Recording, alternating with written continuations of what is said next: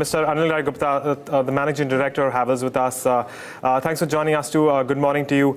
I want to start off with your cables business because we're looking at well over 30% of your revenues coming in from there. So, your margins have expanded, but we're also looking at a decline on a year-on-year basis with respect to the growth in the segment. Is this weakness in this particular segment likely to continue as we move into the next couple of quarters as well? I think the last few quarters we've seen a muted growth in cables, especially because of the fact that post GST implementation there was delay in release of orders by contractors, by government departments, because the cables rate came out at a much higher level than the pre-GST rates. Post 15th of November, we've seen the rates being rationalized now back to 18%, which was the pre-GST rates. So we believe that growth will now start coming back into the cables and wires segment also, which has seen muted growth because of these particular reasons. So when it comes to the electricals consumer division, which has shown the most robust growth among all your segments, what is it that's driven growth in this particular area? And can this remain the lead growth driver as we move into the next couple of quarters as well? A lot of product launches in various categories of consumer durables, within fans, within water heaters, within appliances as well. So which is leading to good growth. Also it is, this quarter was the demonetization quarter last year. So there is a little bit of a base effect as well. However, we are quite confident that we'll be getting decent growth in the consumer durables in the coming quarters. All right, so from what we read, the research firm Channel Checks suggests that non-bill transactions have reduced and GST has further hastened that process. How does this shift in focus come between wholesales and distribution? Well, I think, each kind of segment has its own place. Wholesale has its own place, distribution has its own place.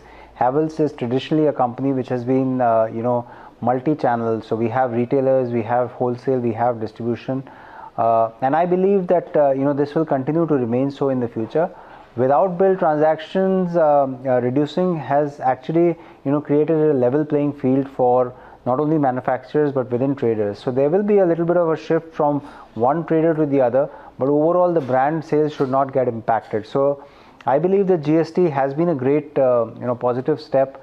Not only for the industry, which is industrial organizations like us, but also from the consumer point of view, because a lot of inefficient taxes have been passed on in a positive way to the consumer. So the consumer is paying less than before. Government is getting benefited because the compliance has increased, so the evasion of taxes is reduced. I believe that it's a win-win situation for all of us. So overall it should impact in a very good way.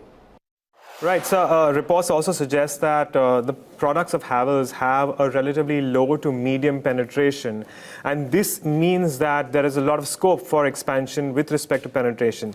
In that case, what are the product ranges that will drive growth for Havells, in the foreseeable future? I believe most of our product categories will get benefited by this fact. So you are right that we have low penetration in all our product categories. So with economy rising, with the focus on infrastructure, with focus on construction demand, as well as rising levels of income, would definitely impact each and every product category of us positively. So we are hopeful that all categories will give us decent growth.